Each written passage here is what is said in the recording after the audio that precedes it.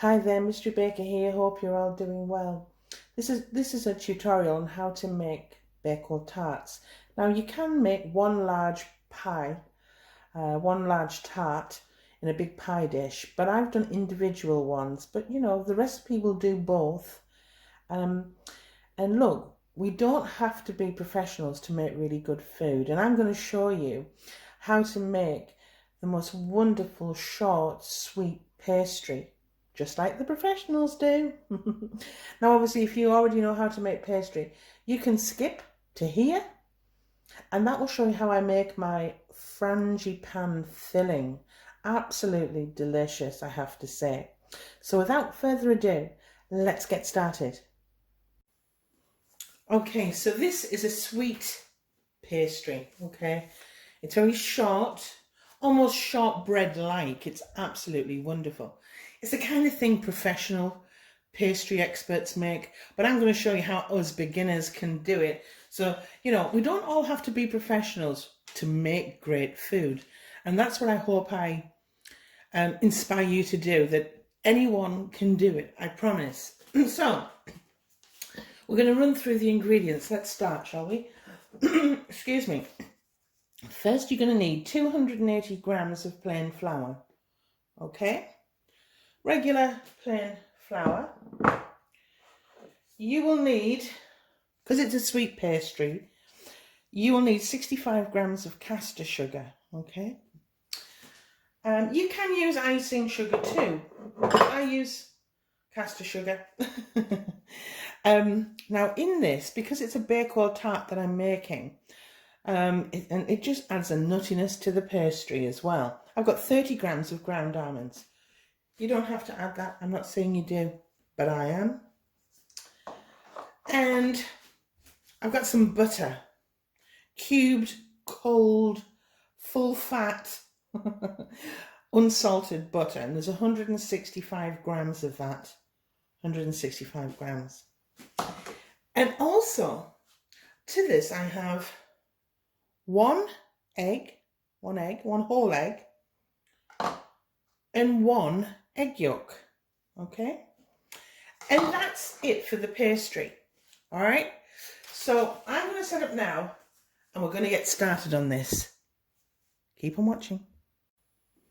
Okay, so before we start with the pastry, what I do is, I've got my whole egg and my egg yolk, and I pop them together like that. And then with a fork, I just mix it through, give them a little bit of a beat. It just helps, it gives it more of a liquid consistency for when we apply it. Now I've got my food processor here. You can use it by hand, and I usually do, to be fair, but because I'm rushing through, I'm using a food processor for this. But you can add these ingredients in a bowl and rub the butter through the flours and the sugars, and then add the egg. So, just giving that a beat through. Now, this pastry will fill a 9-inch Bakewell tart tin, like a pie dish, or alternatively, I'll be using these as individual Bakewell tarts. I just think they're so pretty. But do as you do what you've got in the home, okay? Don't be going out buying things just for a particular recipe. Use what you've got, I understand. So, food processor, hello. So what we're going to do here is we're going to add our flour. I'll move it forward actually. Oh, just hope it's picking up there. Yeah, it is. We're going to add our flour to it. Get it all in. Get it all in. As I say, there's it's plain flour, about 280 grams of that. And then we're going to add a caster sugar or icing sugar. You can. I'm just doing it the old-fashioned way. Okay. And that's about 65 grams of caster sugar. And then your ground almonds are optional, but because this is a Bakewell tart, the almond nutty texture of the pastry just adds a little bit of va-va-voom. But as I say, you don't need to if it's just a regular sweet pastry, okay? Because this pastry recipe is good for any kind of sweet pastry, whether it be an apple pie or whatever. Just, I'm making a baked tart, and I really think almonds, ground almonds added to the flour just gives it a little bit of extra. Okay, now going to add a pinch of salt, just a pinch, like so. Not too much, because it's a sweet pastry. Don't need too much there. And finally, our butter. Now, I've cubed the butter, and it's cold out of the fridge, okay? Really important that you keep these ingredients cold. And by adding cold butter. So basically what I did was, to keep it cold, I diced it, weighed it, diced it, then put it in the fridge until I was ready to use it. Okay. Pastry is all about temperature. And once you kind of understand the importance of that, all your pastries will always be a dream. Okay, they'll be just a dream. So let's get that all in there. There seems to be a lot, but you need a lot to make it short. Okay, so there's about, I think, 165 grams in there, okay?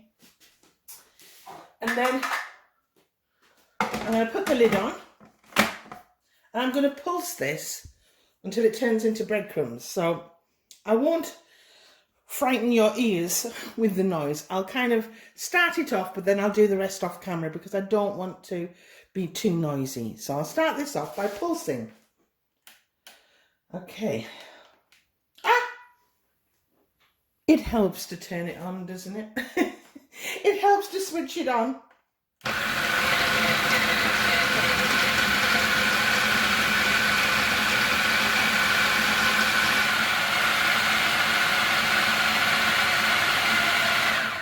Okay. So, all of that has been pulsed. It's looking rather good. Now, let's have a look. Breadcrumby. Now it's very, very Moorish right now. So we're going to add our liquid, and that's our eggs. Now we might need to add a little bit of water, but if we need it, we'll add it. Okay. So I've got my egg and my water here, just in case, just in case. And what I do is I add the egg in batches. So I put my lid back on. That does help, doesn't it? And I'm going to add some of that egg and put it on.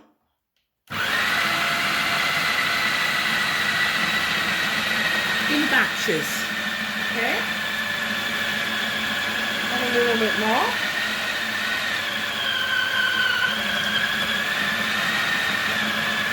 And a little bit more.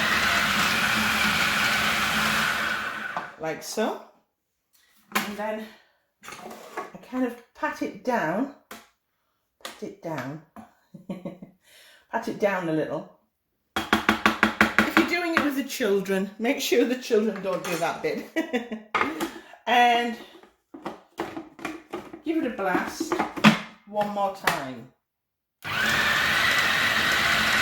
Okay, so I've took it away and I'm going to get it out now. So very gently plonk it all out.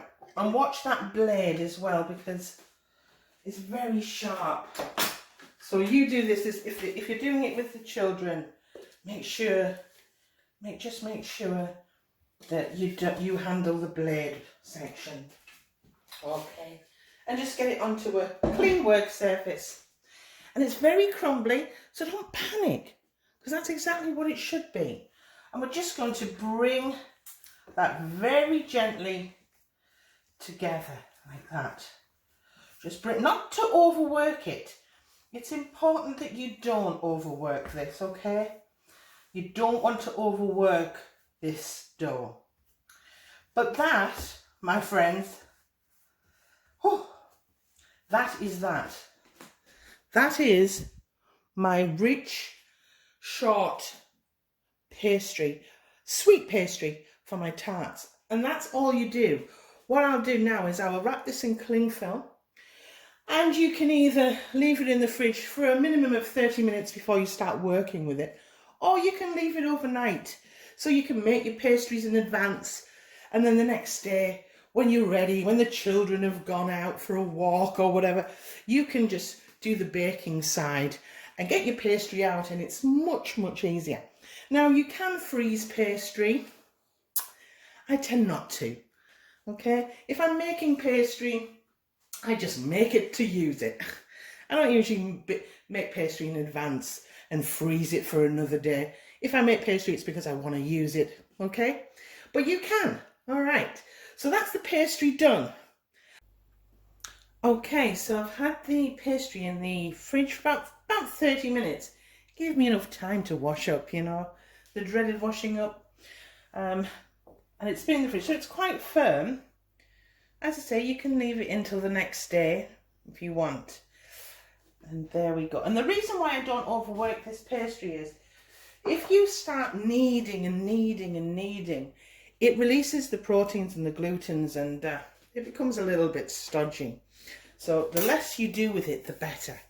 So I've put a little bit of flour down. I probably need a little bit more, and I'll just put some on my rolling pin. And we start to roll. Just gentle pressure. Don't be afraid. Gentle pressure, and then just move it around.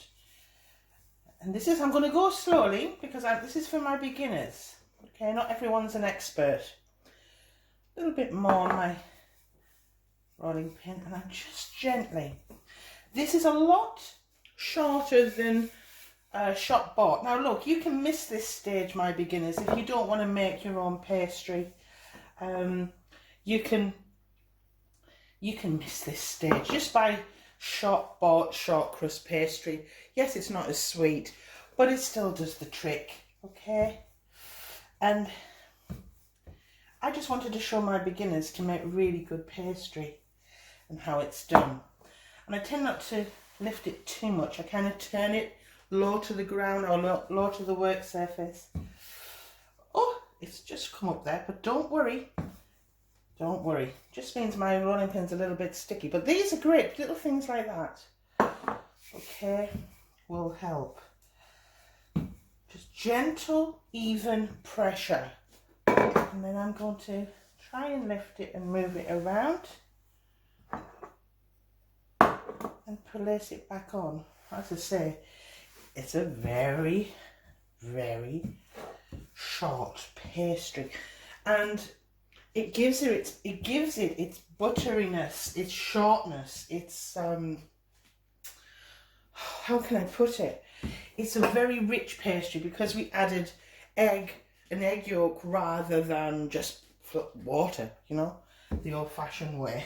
And I'm rolling it relatively thin, and because I'm making little tarts, I'm just going to cut my pastry in half, okay? Obviously, if you're not, you won't need it, so I'm just going to very gently move this over to the side there. Doesn't matter if it crumples, it doesn't matter. And lift up. Don't be afraid of it. Don't be afraid. I think that's half of our problem. We just lack confidence, okay? We just lack confidence. One more roll, okay? So it's about, I mean, you could go really thin, but because you're my beginners, I'm not going to go too thin. I think that's enough. It's about 3 mils thick. Yeah, round about. So, if it was a big pie tin, we'd just lift it up and put it over our pie dish. But because we're using the mini ones, it's slightly different. So I've got a bowl here that's larger than the tart tin. Like you're making pasties. And with a sharp knife, I'm just going to go around like so, just with a sharp knife, like so. I'll do another one, why not? This is baking for beginners. It's not meant to be fancy. It's just meant to be good. And at the end of the day, it can look as fancy as it wants, but if it tastes disastrous, it's not worth eating, is it? So there's my two. And what I've done here is, with the tin, I've lined it with a little bit of butter. Not a lot, just a tiny little, kind of greased each individual tin. And it's larger than that, but we need it larger. So, going to just cheese this out. Might need my knife for this because it's starting to warm up on this work surface. Starting to. Doesn't matter if it's not perfect. I'm just popping that in. I hope this is picking up. Because we can patch, okay? And we lift and press in like this. Can you see what I'm doing? Lifting like that. And then I'm bending it over the sides, and you can use a rolling pin. And I don't know if you can see, there's a little bit that's missed there. Oh, panic! No, don't panic. Just apply. Almost like patching a cake with fondant. It's the same principle. And then with a rolling pin, just roll over the top. It's a little bit more fragile here. And just peel that excess off, like so, like that. How adorable, can you see? And then prick with a fork all the way, not going through, just gently. Don't go through the pastry. Okay, just. And the reason why you prick it is because the pastry will then bake more evenly. Now, before we go any further, if this was a big pie dish, you would do the same process. Put the little air holes in. Now I'm going to blind bake these. And I know a lot of my beginners think, oh, this is just a stage I don't need. I want to show you it, okay? I want to show you it. Now I've bought, because I make a lot, I bake a lot, I have got some of these peas, and the baking peas. But if you haven't got those, I'll give you another alternative. Long grain rice, or any rice, as long as it's not cooked, obviously. And that does the blind baking just as good. And then you can reuse them, because once they come out of the oven, just pour them into a jar and use them again. And so you've just got rice all the time for baking, for blind baking. So, to blind bake, I mean, I'm going to put these in the fridge when I've done them all, and I will leave them there for about, I'd say 15 minutes, okay, and then they'll go straight into a hot oven to blind bake. But I'm just going to show you this process here. When you take them out of the fridge, so these are going to go into the fridge now, but when they go out, come back out, just cut yourself a little bit of greaseproof paper. And here's a little trick. Crumple it. And you're ripping it up, all right? And then open it up like that and place it in. And it goes in a lot nicer. And then you get your peas or your long grain rice and you just place it down like so, like that. And you would do the same if it was rice. Okay, and if it was a big pie dish, you'd put it in the big pie dish. And that is it. Okay, so I'm going to go and continue making all of these tarts. And then when we come back, it will have been when they've been in the fridge and they're ready to be blind baked in the oven. Back in a bit.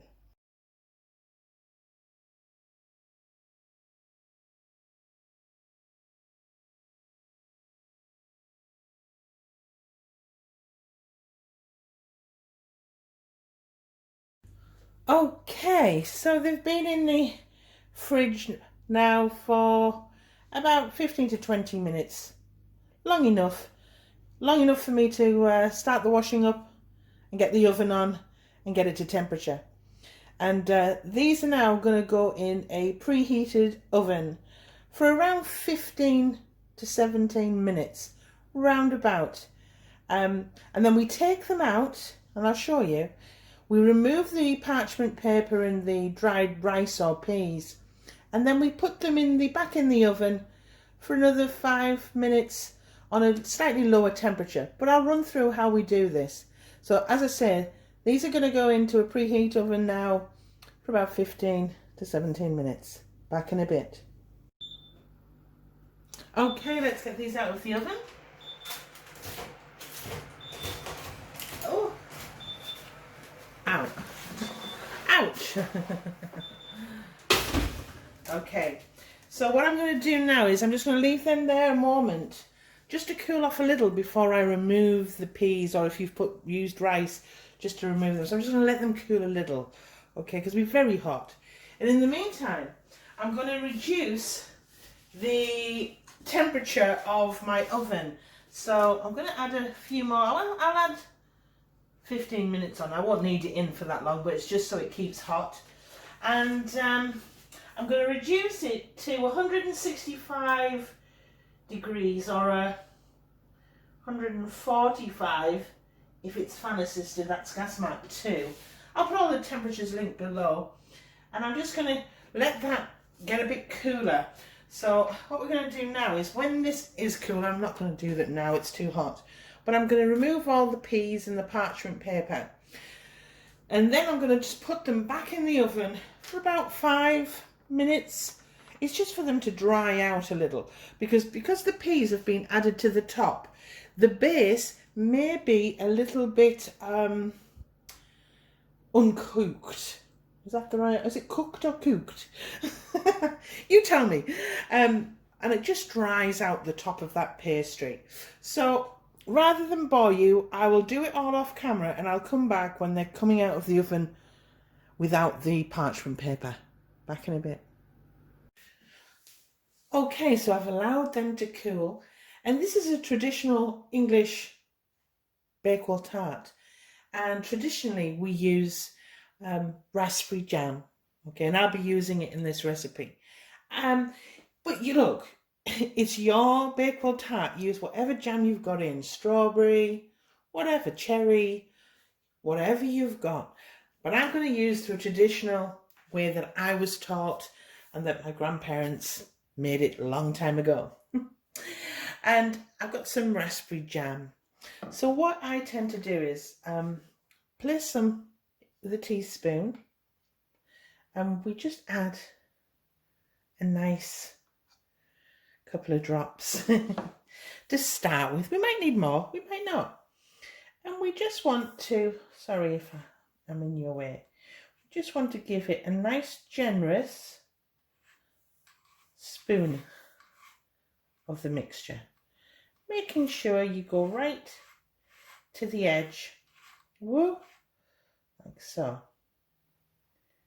like that.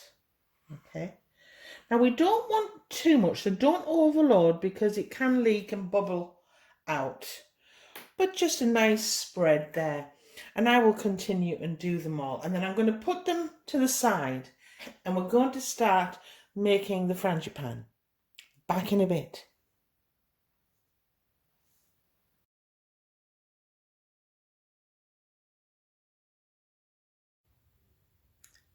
Okay, it's time for the frangipan. And as I've said before, this is an old recipe that I've had in my possession for a long, long time, and I know that it was my grandparents who had the original. And for frangipan, there's different ways of making it, but this is how I make it, okay? So I know you might comment and say, well, I put flour in mine. That's great. Use yours. But I don't put flour in. It's a flourless frangipan, okay? I think a lot of people in America use flour, but I just don't. So here we're going to go through the recipe of the ingredients. Are you ready? I've got 110 grams of butter, but actually you can use margarine or stock, you know, baking marge, absolutely fine.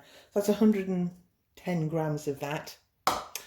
And I've got 110 grams of caster sugar, Oh look, granulated sugar, whatever you've got in, but I'm using caster sugar. Okay. You'll need about 130 grams of ground almonds. Lovely, aren't they? Wonderful. Lovely and nutty. And this is a little bit of a quirk, but it's something I have used traditionally and my grandparents, and it's ground rice. Okay, and you'll need 70 grams of that. If you can't get hold of the ground rice, just double this ground almonds up, and just instead of using 130 grams of ground almonds, use 200 grams. Okay, all the ingredients will be in the description box. And finally, for the frangipan, you will need 2 eggs, or just a little under, but you know, 2 eggs thereabout. And I add, and this is optional, but I add 2 teaspoons of almond extract to my egg. So 1 and 2. And that will give it that recognizable almond taste. I can smell it. Oh yeah, so good. So, and then with a fork, just beat this. And I'll do this off camera. And when we come back, we will start the frangipan. Okay, so I've put in the bowl my butter or margarine, and I'm going to add my caster sugar to that. And we're going to cream these both together. Basically, what you're trying to do is you're trying to break down those sugars, and so that it becomes smooth. So it'll start off a yellow colour, but gradually it will turn to a nice ivory white, and it'll be a soft texture, almost like melting ice cream. Not melted, but melting. So I will do this off camera because I know that I do long tutorials, but I'll do this quickly off camera and I'll come back. Okay, so at this point I've put my oven on to get to the right temperature. So get your oven on, okay? And I've creamed the butter and the sugar, and as you can see, it's got a very soft ivory whitey cream colour, and you know you're ready at that point. And now we're going to add our ground rice and ground almonds. And the way I do it is I do it alternatively in batches. So I will add 1/3 of the ground almonds, like so, 1/3, and 1/3 of the ground rice, like so,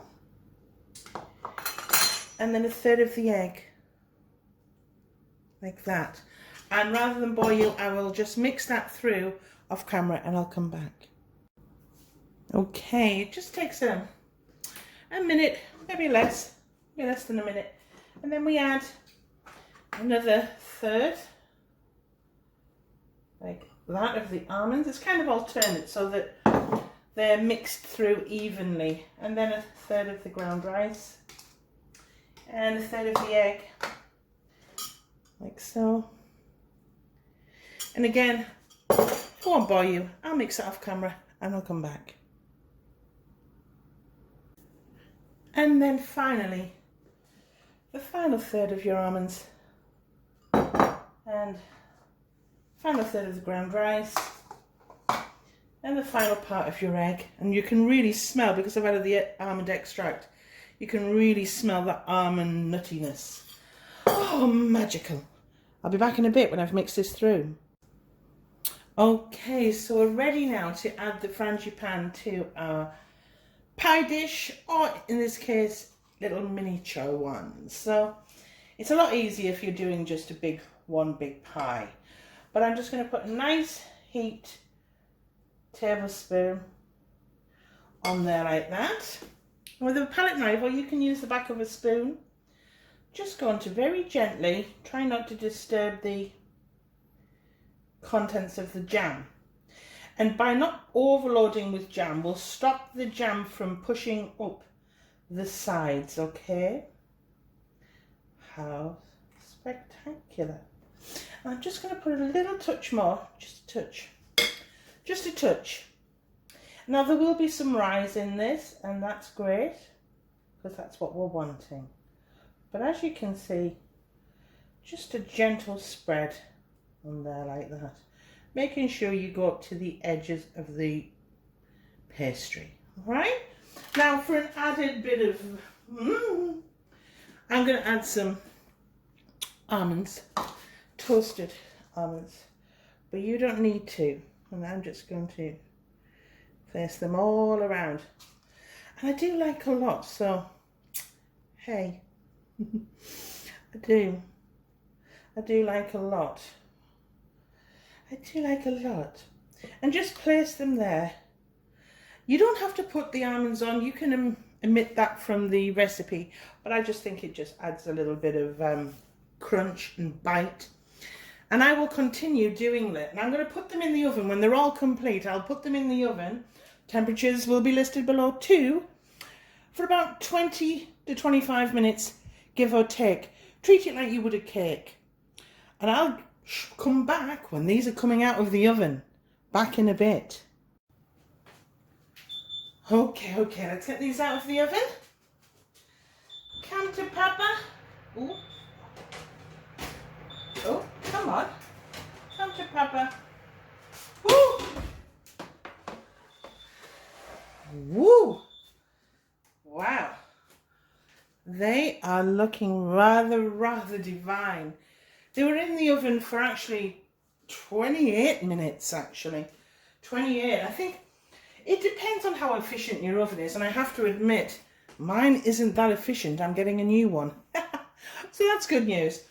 But that's it. Now, I would basically let these just cool.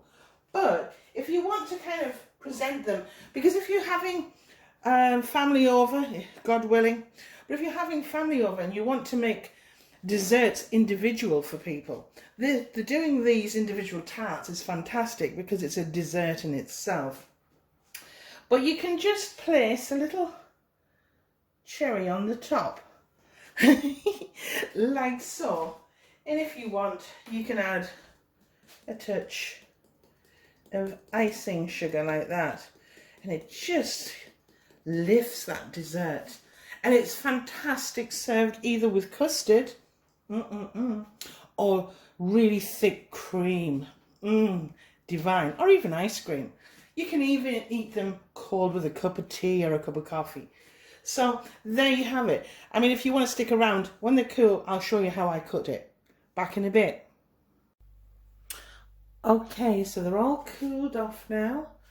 And it's evening now. And I'm getting a little tired. And do you know what? It's time for a cup of tea and a Bakewell tart, don't you think?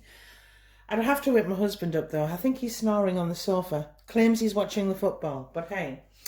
Right, so I'm going to cut this, shall we? I hope it's picking up. I'll start in the centre and I'll cut down. You can hear the shortness of that pastry, the butteriness of that pastry. Wow. Can you see? The cherry in the way. Just move the cherry out of the way. And this is just so good, and it's really good, with a dollop of extra thick cream or some clotted cream, why not, for a little bit of va-va-voom. It is, I have to say, so divine, so divine. And look, I have to taste it. I have to. Perks of the chef, why not? Actually, I won't have that much. I'll be chewing forever. Little bit of cream. Yeah, baby. And ready? Oh my God.